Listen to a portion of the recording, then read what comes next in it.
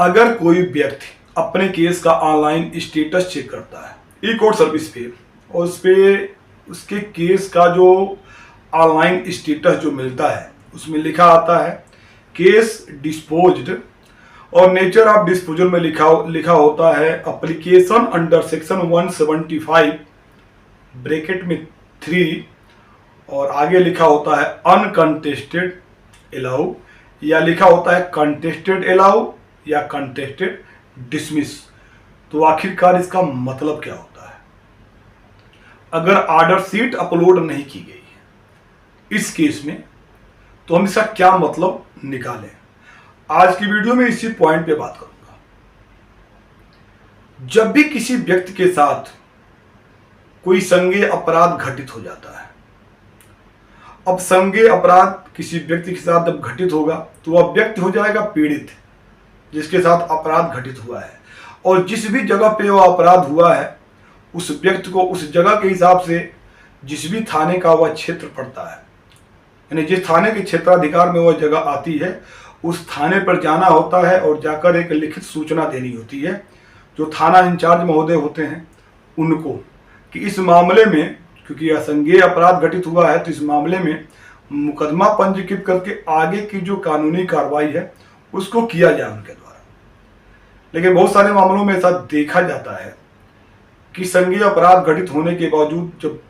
पीड़ित व्यक्ति के द्वारा सूचना थानाध्यक्ष महोदय को दी जाती है तो उस पर कोई भी मुकदमा पंजीकृत नहीं किया जाता और ना ही विपक्षी गणों के ऊपर कोई कानूनी कार्रवाई की जाती है। तो उसके बाद उस व्यक्ति का अधिकार क्या है? वह व्यक्ति जा सकता है जो जिले के कप्तान साहब होते हैं, मेट्रोपॉलिटन सिटी में डीसीपी महोदय बोला जाता है कप्तान साहब को, और जो मेट्रोपॉलिटन सिटी नहीं होती हैं वहाँ पे सुपरिटेंडेंट ऑफ पुलिस एसपी साहब बोला जाता है। तो उनके ऑफिस में जाकर इसकी सूचना दी जाती है कि ऐसा है कि हमारे साथ एक अपराध घटित हुआ है, संज्ञेय अपराध, जिसकी सूचना हमने थाने पर दिया था जो संबंधित थाना है, लेकिन कोई भी कार्रवाई थानाध्यक्ष महोदय के द्वारा नहीं किया गया और ना तो मुकदमा पंजीकृत किया गया है। इसीलिए हम आपके यहाँ पे आए हुए हैं कि हमारे मामले का संज्ञान लिया जाए और इसमें मुकदमा पंजीकृत करने का आदेश दिया जाए, और जो भी कानूनी कार्रवाई विपक्षी गणों के ऊपर बनती है वह कराई जाए। अगर वहाँ पे एसपी साहब के यहाँ अगर जाना नहीं चाहते हैं तो इसी सूचना को लिखित तौर पर लिखकर एक लिफाफे में डालकर रजिस्टर्ड डाक के माध्यम से भेजा जा सकता है या स्पीड पोस्ट के माध्यम से भेजा जा सकता है। लेकिन जब स्पीड पोस्ट किया जाएगा या रजिस्टर्ड डाक से जब भेजा जाएगा तो पोस्ट ऑफिस से जो उसकी पर्ची मिलती है, पोस्टल रिसीट जो मिलती है, उसको संभाल के रखना होता है, क्योंकि इन केस अगर हमको कोर्ट में जाना पड़ेगा तो उस पोस्टल रिसीट की कॉपी को लगाना पड़ेगा। और जब हम एप्लीकेशन या आवेदन भेज देते हैं कप्तान साहब को, उसके बाद भी ना तो मुकदमा पंजीकृत होता है ना तो कोई कानूनी कार्रवाई होती है। तो उस कंडीशन में क्या होगा? तो उस कंडीशन में अब जाना होगा कोर्ट। भारतीय नागरिक सुरक्षा संहिता की धारा 175 की उपधारा 3 के तहत एक एप्लीकेशन फाइल होती है और जिसमें यह प्रेयर किया जाता है कि मेरे साथ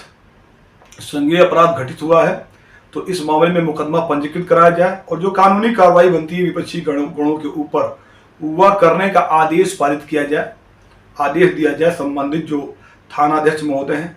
उनको। अब यह जो एप्लीकेशन जाती है, यह एप्लीकेशन जाती है ऑन एफिडेविट, यानी जो एप्लीकेशन होगी उसके साथ एफिडेविट का लगना अनिवार्य है,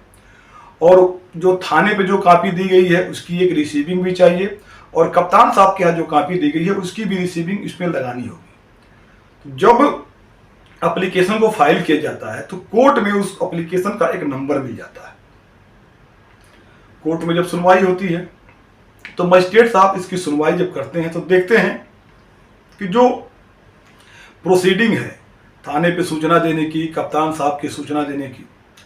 यह प्रोसीडिंग जो भी इसमें आवेदक है उसके द्वारा किया गया है कि नहीं। और जब मजिस्ट्रेट इन सब चीज़ों को चेक कर लेते हैं कि सारे डॉक्यूमेंट एज पर लॉ इसमें लगे हुए हैं तो वह थाने से एक रिपोर्ट मंगा लेते हैं कि क्या इस मामले में कोई मुकदमा पंजीकृत किया गया है या नहीं, यह बताया जाए। और अभी तक इस मामले में विपक्षी गणों के ऊपर या कोई कानूनी कार्रवाई किया गया है कि नहीं किया गया, ये बताइए रिपोर्ट में। और जब यह रिपोर्ट संबंधित थानाध्यक्ष से मांगी जाती है तो बहुत सारे थानाध्यक्ष ये सोचते हैं करें अब यह मामला कोर्ट में चला गया है, कहीं जवाबदेही भारी न पड़ जाए, तो क्या करते हैं कि वह तुरंत, क्योंकि कापी तो ऑलरेडी उनके पास रिसीव होती है, तो उसी के आधार पर उस मामले में मुकदमा पंजीकृत कर देते हैं और कोर्ट में यह रिपोर्ट भेज देते हैं कि इस मामले में हमने मुकदमा पंजीकृत कर दिया है और आगे की कार्रवाई एज पर लॉ हम करेंगे, जो आईओ महोदय है वह इसमें करेंगे। और उस मुकदमे की जो कॉपी होती है वह कोर्ट में भेज देते हैं। तो जब यह कॉपी कोर्ट में आ जाती है तो जज साहब इसको देखते हैं, कहते हैं कि मुकदमा तो पंजीकृत हो गया। तो पुलिस ने इस मामले में कोई विरोध नहीं किया, बिना विरोध के ही मुकदमा पंजीकृत कर दिया। और हमारे एप्लीकेशन की जो प्रेयर थी वो भी तो यही थी, मुकदमा पंजीकृत करवाने की, मुकदमा पंजीकृत हो गया। तो हमारी जो एप्लीकेशन की प्रेयर ही मान ली गई है, उसका जो मोटिव था वह पूरा हो गया। तो जज साहब हमारे मामले को यहीं पे डिस्पोज कर देते हैं। तो यहाँ पे केस डिस्पोज हो जाता है, क्योंकि पुलिस के द्वारा कोई विरोध नहीं किया गया है। तो इस मामले में होगा अनकंटेस्टेड, और मेरी प्रेयर की बातों को मान लिया गया है तो अनकंटेस्टेड अलाउ होगा ऐसे मामलों में। लेकिन ऐसे बहुत सारे मामले होते हैं जिसमें पुलिस ने यह रिपोर्ट बना के भेज दी कि ऐसा कोई वाकया तो हमारे थाना क्षेत्र में हुआ ही नहीं है, या जो भी कंप्लेंट दिया गया है उस कंप्लेंट के हिसाब से हमने जो प्राइमरी जो इंक्वायरी किया है उसके हिसाब से देखा जाए तो कोई भी संज्ञेय अपराध का होना नहीं पाया जाता है। और इन लोगों में जो डिस्प्यूट है वह एक सिविल डिस्प्यूट है, तो इनको इस मामले में मुकदमा पंजीकृत करने की कोई आवश्यकता नहीं है। जब यह रिपोर्ट मिल जाती है, कोर्ट में आ जाती है, तो कोर्ट उसकी एक कॉपी क्या होती है आवेदक के काउंसिल को देती है, और कॉपी देने के बाद बहस के लिए उस मामले को लगा देती है। और वहां पर जब बहस की जो डेट लगती है, दोनों पक्ष, पुलिस के साइड से जो पब्लिक प्रोसिक्यूटर होते हैं और आवेदक के साइड से जो आवेदक के जो वकील साहब होते हैं, इन दोनों में बहस होती है अपने अपने पॉइंट को लेकर। और बहस को सुनने के बाद मजिस्ट्रेट साहब को लगता है कि नहीं, इस मामले में मुकदमा लिखा जाना अनिवार्य है, तो वह मुकदमा लिखने का आर्डर पास कर देते हैं। तो जिस भी केस में मुकदमा लिखने का आर्डर पास की जाता है, इस रिपोर्ट के आने के बाद भी, तो इसमें लिखा जाएगा कंटेस्टेड अलाउ।